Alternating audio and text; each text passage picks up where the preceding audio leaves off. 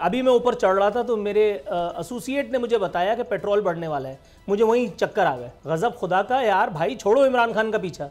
ये पेट्रोल बिजली, आज फिर अभी खबर चल रही थी हमारे ही चैनल पे कि जी 4 रुपए, कल बात हो रही थी 8 रुपए की, आज 4 रुपए उन्होंने कराची में बढ़ा भी दिए। जाओ, इमरान खान माजी है, छोड़ दो, आगे बढ़ो भाई। ये आईएमएफ के चुंगल से जो जान अजाब में आई हुई है, इसको निकालो। मैंने कहा इन लोगों को अगर पता था कि इमरान खान इनके लिए बम बांध के गया है तो इन्होंने जानते बूझते ये बम अपनी टांगों पे या गले में बंधवाया क्यों है? इमरान खान अगर सारी चीजों की प्राइस को फ्रीज करके बकौल इनके मईशत का बेड़ा गर्क करके चला गया तो ये मईशत को संभालने आए अवाम को हर दूसरे दिन झटका दे करके। इमरान खान बिजली जाते जाते क्या अपने जंबील में डाल करके ले गया? 12-12 घंटे की लोड शेडिंग हो रही है यार। गजब खुदा का, क्या कर रहे हो? लोड शेडिंग जब से ये आए तब से लोड शेडिंग में इजाफा हो गया।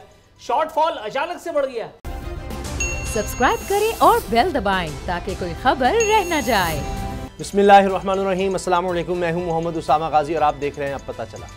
आज के प्रोग्राम में बात होगी कि इमरान खान के असम्बली में वापस न आने के ऐलान पर तजर्बाकार हुकूमत की तजर्बाकारी जो खजाने पर भारी पड़ रही है, इसका जिक्र करेंगे और हमजा शहबाज की वजारत आला पर लटकती तलवार के बारे में भी आपको बताएंगे। लेकिन पहले बात कर लेते हैं भारत में बढ़ती हुई लाकानूनियत की, जहां मोदी के जुल्म और जबर के आगे डटे रहने वालों को चुन चुन कर निशाना बनाया जा रहा है। पहले किसान तहरीक के दौरान लाल किले पर झंडा लहराने वाले दीप सिद्धू को टारगेट किया गया और अब खालिस्तान की आवाज उठाने वाले कांग्रेसी रहनुमा और सुपरस्टार गुलकार सिद्धू मूसेवाला को रास्ते से हटा दिया गया। एक दिन पहले सिद्धू से सिक्योरिटी तक वापस ले ली गई और अगले ही दिन इसे वहशियाना अंदाज से कत्ल कर दिया गया। एक मां से इसका बेटा छिन गया और पंजाबियों से उनका सुपरस्टार। लेकिन सच ये है कि मोदी सरकार के ये हथकंडे खालिस्तान की आवाज दबा नहीं पाए, बल्कि भारतीय पंजाब में आजादी के मतवालों का जोश और जज्बा मजीद बढ़ गया है। आज नहीं तो कल ये मतवाले खालिस्तान बनाकर ही दम लेंगे। पाकिस्तान की बात करते हैं। यहां भी सियासत में हलचल मची है। तहरीक इंसाफ के चेयरमैन इमरान खान हकीकी आजादी के नारे बुलंद कर रहे हैं। पीटीआई के मुताबिक आजाद खारजा पॉलिसी की वजह से इमरान खान की हुकूमत को रजीम चेंज की साजिश का निशाना बनाया गया।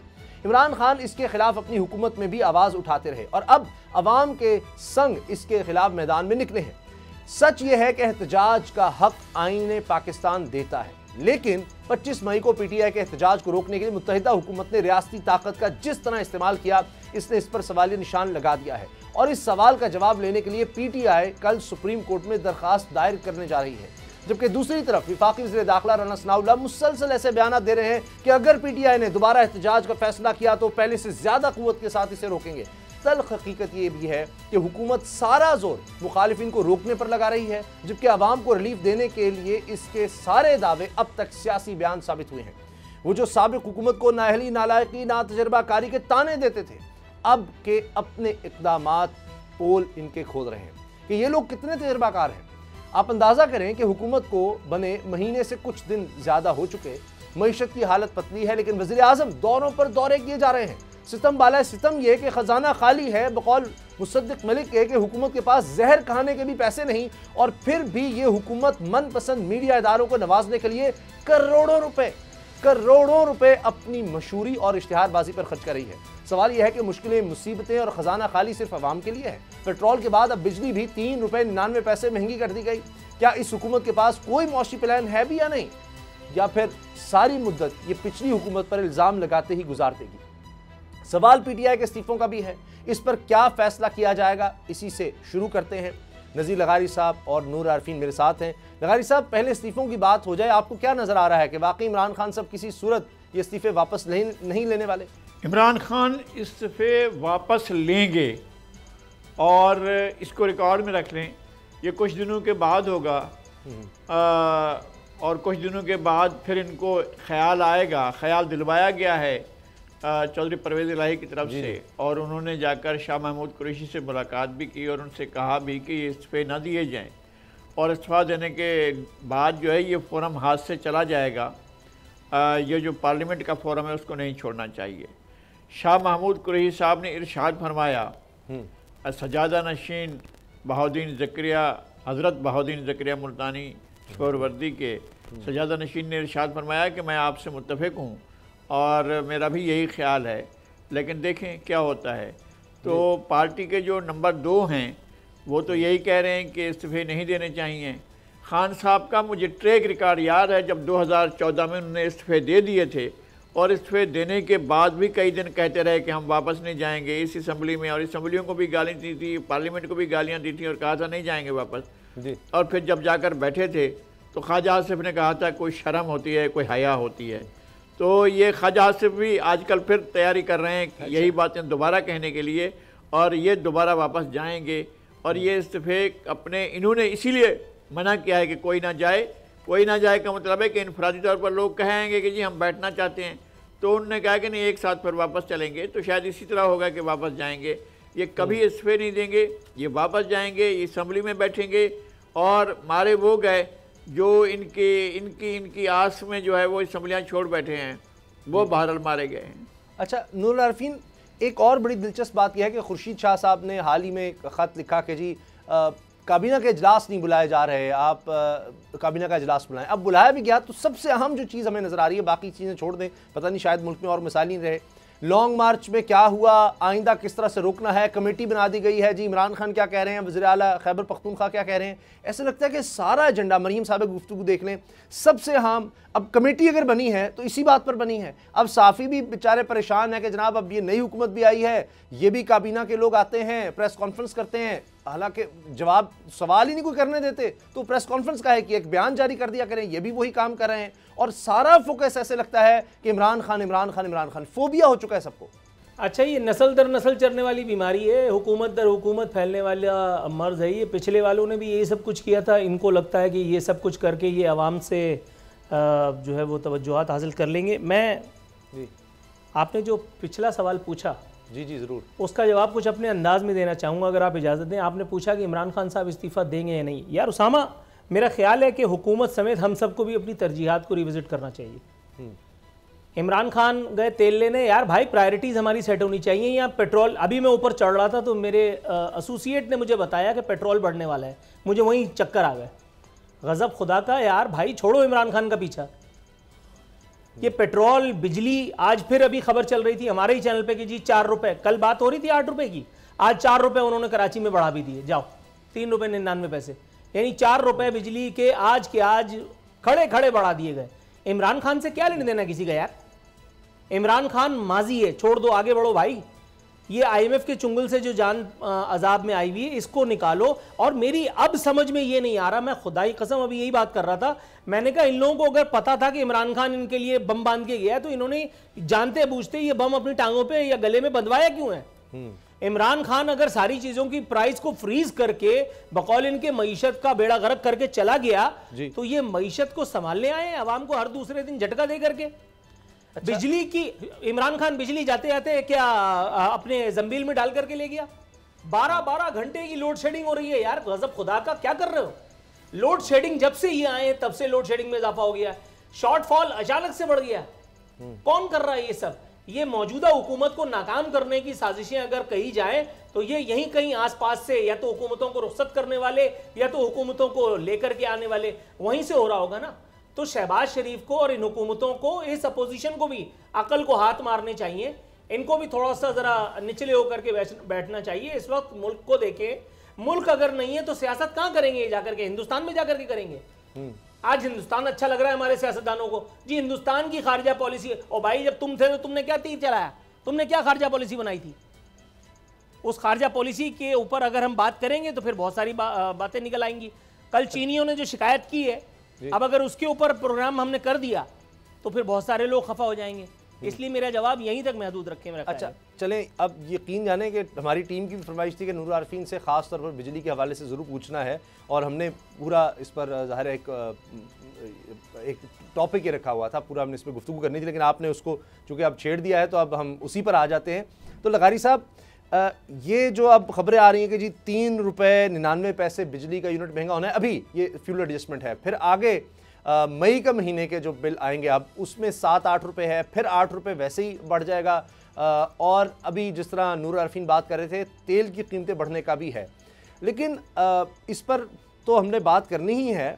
साथ मुझे ये बताएं कि अब मुसद्दिक मलिक साहब जो तवानाई के वज़ीर बन गए माशाल्लाह, वज़ीर ममलकत, वो कहते हैं जहर खाने के भी पैसे नहीं हैं, लेकिन 54 लोग जा रहे हैं तुर्की, 3 दिन का दौरा है। यकीन जाने मैं पढ़ रहा था जो लोग यानी नफरत की हद तक नापसंद करते हैं इमरान खान साहब को, वो कह रहे थे कि 3 दिन में करना क्या है तुर्की में, और 54 लोग। और फिर जो इश्तिहारबाजी हुई है, अल्लाह अकबर।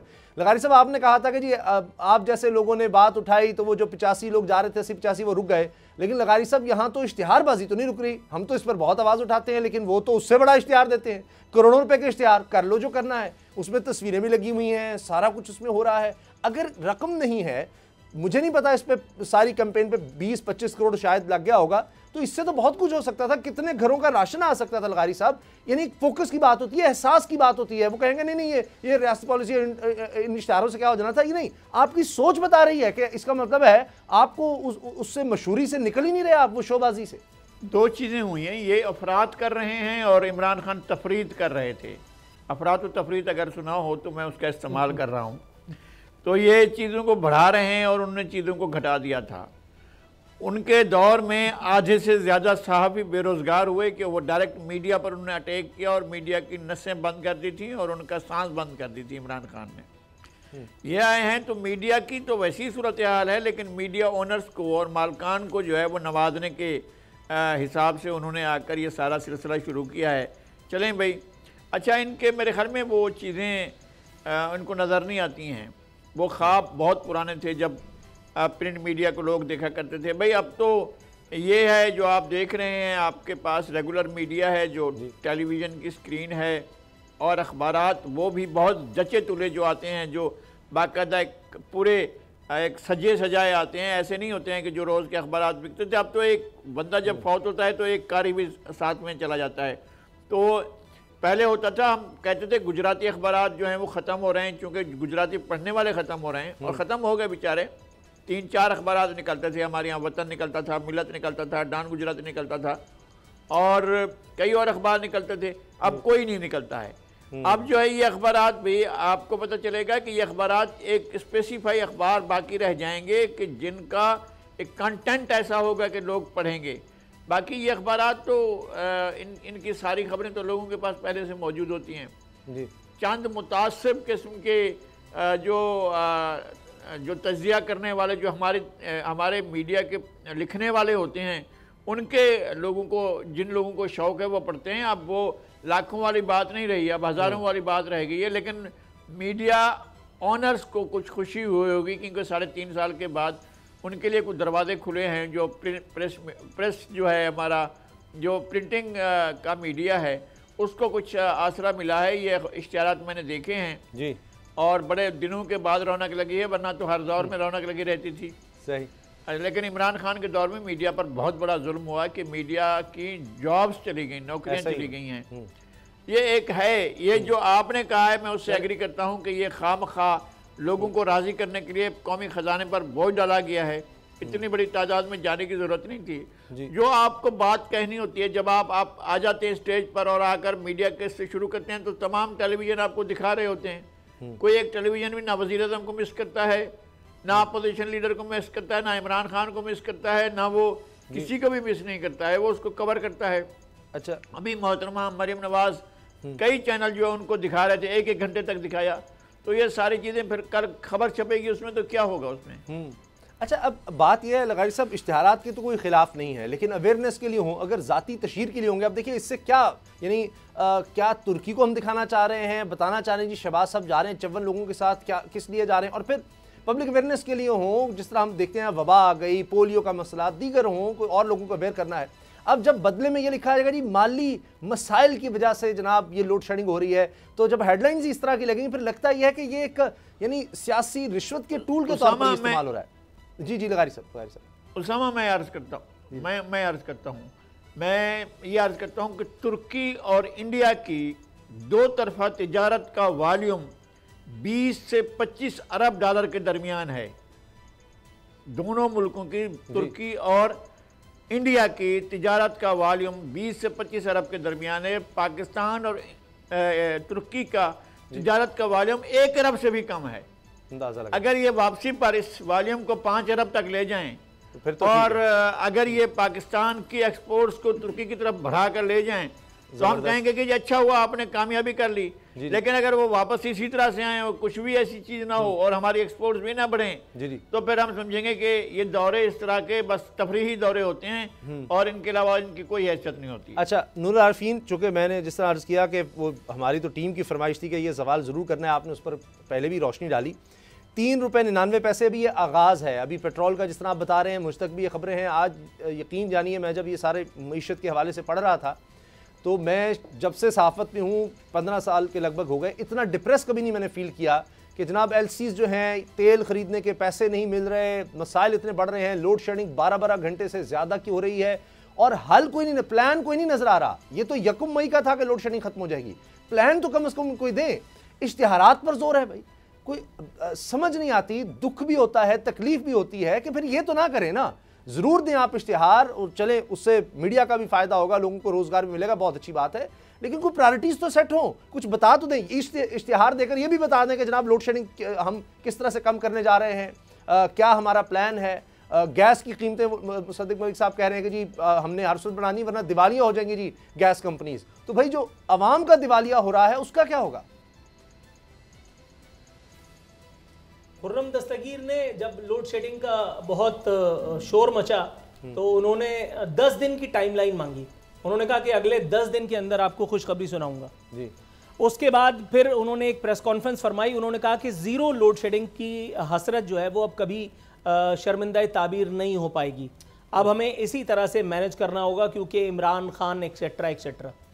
अब खुर्रम दस्तगीर से कोई ये पूछे कि 10 दिन आपने क्या झक मारा, आप 10 दिन तक यही सब बताने के लिए आपने हमसे इंतजार करवाया था, हम तो सोच रहे थे कि आप कोई कॉन्क्रीट प्लान लेकर के आएंगे, लोड शेडिंग ज़ीरो नहीं हो सकती तो कम से कम इतनी तो ना हो।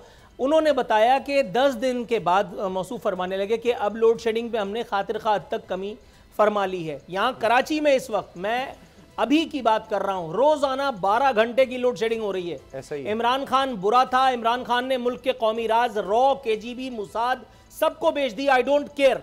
लेकिन इमरान खान के दौर में अगर बिजली नहीं जा रही थी आम आदमी उससे मुतासिर नहीं हुआ। इमरान खान ने जो कुछ भी किया आप उस पर गद्दारी के इल्जामात लगाएं, आप उसके खानदान के ऊपर जो है वो बम बांधने के मुकदमे कायम कर दें, नोबडी रियली केयर्स। लेकिन इमरान खान के दौर में पेट्रोल मसनूआत इतनी महंगी करने की जुर्रत इमरान खान की भी नहीं हुई थी। मैं तो अब हैरान हो रहा हूं, जैसे मैंने थोड़ी देर पहले कहा कि ये हुकूमत, इनके पास दिमाग है या सिर्फ हवे से इक़्तिदार में ये आकर के बैठ गए थे, इनको पता नहीं था कि इनको क्या कुछ करना पड़ेगा। वो प्रोफेसर डॉक्टर असद उमर की जो मैं रिकॉर्ड लगाया करता था, अब मैंने मिफ्ता इस्माइल के नाम के साथ अल्लामा प्रोफेसर डॉक्टर मिफ्ता इस्माइल का सीगा ऐड कर दिया। क्या हमारी किस्मत में यही है कि एक के बाद दूसरा प्रोफेसर डॉक्टर अल्लामा आकर के फिर हमें ख्वाब दिखाए? ये जीरो लोड शेडिंग के बारे में बात करते करते इन्होंने अचानक से 4-4 रुपए करके ये कीमत बढ़ा रहे हैं। इनको पता है कि इस कीमत को बर्दाश्त करना एक आम आदमी के बस में नहीं है। और मजे की बात यह कि हम उन मुकद्दस गायों की तरफ बात भी नहीं कर सकते कि जो दरअसल के इलेक्ट्रिक नामी कराची की अगर हम बात करें कि जो दरअसल कराची इलेक्ट्रिक में एक खातिर खा इन्फ्लुएंस रखते हैं। हम हुकूमतों को गाली दे लेते हैं, हम सूबाई हुकूमत को कोस लेते हैं, लेकिन हम उन लोगों की तरफ अगर बात करें तो कौमी मफाद ब्रिगेड चौकन्ना होकर के आपकी तरफ लग जाएगी और उसके बाद फिर आप सोचिए आपके साथ क्या क्या कुछ होगा। आरफीन, चंद जुमले, ये जो इश्तिहारबाजी है इस पर आप क्या कहेंगे? पहले हमने यौम तकबीर के हवाले से देखा, पूरे 10 दिन जनाब उसकी तकरीबात हैं, उसमें इश्तिहारात। आज मैं देख रहा था कि जी 200 अरब रुपए का हमने रिलीफ दिया है। हमजा शहबाज साहब जो है ना, उनका इश्तिहार छपा हुआ था, 200 अरब रुपए का जनाब आटे में रिलीफ दे दिया हमने। ये इश्तिहार जितने का इश्तिहार लगाया उससे आधे पैसे रिलीफ में बढ़ा देते। अब वही शेर अगर सुना दूंगा तो फिर बुरा किसी को ना लग जाए। जाहिल को अगर जहल का इनाम दिया जाए, इस हादसा वक्त को क्या नाम दिया जाए। मैखाने की तौहीन है, रिंदों की हतक है, कमजर्फ के हाथों में अगर जाम दिया जाए। मैं एक दिन एंकर हूं और मैं अगले दिन वजीर आजम हूं और मैं अगले दिन प्रेसिडेंट हूं और मैं अगले दिन नैब की अदालत में खड़ा हुआ एक मुल्जिम हूं। इससे बड़ा मजाक कहीं हो सकता है? वो चाहें तो इससे ज्यादा इश्तिहारात का मुंह खोल करके अपने चाचे मामों को खुश कर सकते हैं। बाकायदा कई चैनल उनके इशारे पर इस वक्त रख रहे हैं, बाकायदा कई जो जय्यद किस्म के सहाफ़ी हैं, जय्यद किस्म के एंकरानी कराम हैं, इस वक्त वो हमजा शहबाज और शहबाज शरीफ और नवाज शरीफ के नाम की माला जप रहे हैं। सबको नजर आ रहा है, आंख का अंधा कोई भी नहीं है। लेकिन मां सिवाय इसे रिश्वत के और कोई नाम नहीं दिया जा सकता। ये जो इश्तिहारबाजी हो रही है, ये बात बिल्कुल ठीक है कि इन सब पैसों से कई देहातों में बिजली आ सकती थी, कई यतीमों के घरों में उनको जिंदगी का सामान पहुंचाया जा सकता था। लेकिन जनाब, इतना कुछ सोचने के लिए कहाँ टाइम है? यहाँ तो अब्बा बेटे लगे हुए मजे करने में। अच्छा, अब ब्रेक में चूंकि 2 मिनट हैं, लगारी साहब IMF के हवाले से आप भी बात करते हैं। अब मेरे सामने IMF की स्टेटमेंट है, The discussions with the Pakistani authorities aimed at reaching an agreement to enable the conclusion of the pending 7th review under the 2019 Extended Fund Facility are ongoing, remain very constructive. The IMF appreciates the authorities' recent decision to start bringing fuel prices in line with international prices as part of a wide-ranging set of policies and reforms to repair macroeconomic stability. IMF जो है खुश हुआ है और उन्होंने कहा कि ये आगाज़ हुआ है। अल्फाज ये हैं कि recent decision to start bringing, ये अभी आगाज़ हुआ है लगारी साहब, ये आगाज़ हुआ है। स्टार्ट ब्रिंगिंग से मतलब ये कि जी अभी आपने आगाज़ किया पेट्रोलियम मसनूआत कीमतें बढ़ाने का, ये कहाँ जाकर सिलसिला रुकेगा लगारी साहब? हम सब चाहते हैं IMF से जान छूट गए। आज मरियम साहिबा ने बड़ी तकरीर फरमाई और उन्होंने कहा कि जी ये गिरवी रख दिया इसने IMF के पास। स्टेट बैंक जो है इमरान खान साहब ने उसको आज़ाद कर दिया, बर्बाद हमें कर दिया। ये अब कोई रिवर्स नहीं कर रहे, ये कह रहे हैं जी हम उसको बिल्कुल जारी रखेंगे क्योंकि इनके भी हाथ बंधे हैं। अब मुश्किल है, IMF के बगैर तो मुझे लगता है तुर्की भी शायद जाना, अल्लाह ना करे नाकाम हो, कुछ कामयाबी मिल जाए, लेकिन इससे पहले सऊदी अरब, UAE, चीन, उन्होंने कहा IMF के प्रोग्राम में आएंगे तो फिर ही कुछ मिलेगा। ज़ाहिर है आप मोहताज हैं, आप आलमी मालियाती इदारों के मोहताज हैं, आप वर्ल्ड बैंक के मोहताज हैं। वर्ल्ड बैंक आपको $1 नहीं देगा जब तक IMF क्लियरेंस नहीं था। एशियन डेवलपमेंट बैंक आपको $1 नहीं देगा, $1 नहीं देगा जब तक IMF की तरफ से सिग्नल नहीं आएगा। पेरिस कंसोर्शियम आपको पूछेगा नहीं जब तक आपका जो है वो सिग्नल नहीं आएगा IMF से। सऊदी अरब आपको $1 नहीं देगा जब तक वहाँ से क्लियरेंस नहीं आएगी। UAE आपको $1 नहीं देगा, कि $1 रियाल भी नहीं देगा, $1 दिनार भी नहीं देगा जब आप वहाँ से नहीं लेकर आएंगे। आलमी मालियाती निज़ाम, मैं तो ये समझता हूँ कि सब मुत्तफ़िक हो गए हैं कि पाकिस्तान को तंग किया जाए और पाकिस्तान को घेराव करके एक ऐसी मंजिल तक ले जाया जाए कि पाकिस्तान अपनी तमाम सलाहियतों के होते हुए जो है वो सरेंडर कर दे। ये मेरे ख्याल में एक पूरे प्लान के तहत हो रहा है। और हमारी सियासी क़ुव्वतें जितनी भी हैं, और सियासी क्या, हमारी रियासती क़ुव्वतें जो भी हैं, वो IMF की सहूलतकारी कर रही हैं। ये सारी सहूलतकारी मौजूदा हुकूमत कर रही है, सारी सहूलतकारी इमरान खान ने की। ये सारी सहूलतकारी वो तमाम लोग करते हैं जो पर्दे के पीछे, पर्दे के आगे, पर्दे के दाएं, पर्दे के बाएं बैठे होते हैं। वो सारे सहूलतकारी कर रहे होते हैं, वो अपने बारे में कुछ भी नहीं सोचते। सही है लगारी साहब, कफालत की मंजिल के मुझे चूंकि ब्रेक का कहा जा रहा है, एक तो कहा जा रहा है कि जी शहबाज शरीफ साहब की तरफ से कि जी मिसाक़ी मईशत करना चाहिए, क्या ये हल है? क्योंकि जो हालात हैं ऐसे तो लग रहा है कि अब हमजा साहब को जो खतरा है वो बढ़ जाएगा। क्या खतरा है? अब वज़ीर आला पंजाब को ब्रेक के बाद बताते हैं। सब्सक्राइब करें और बेल दबाएं ताकि कोई खबर रह न जाए।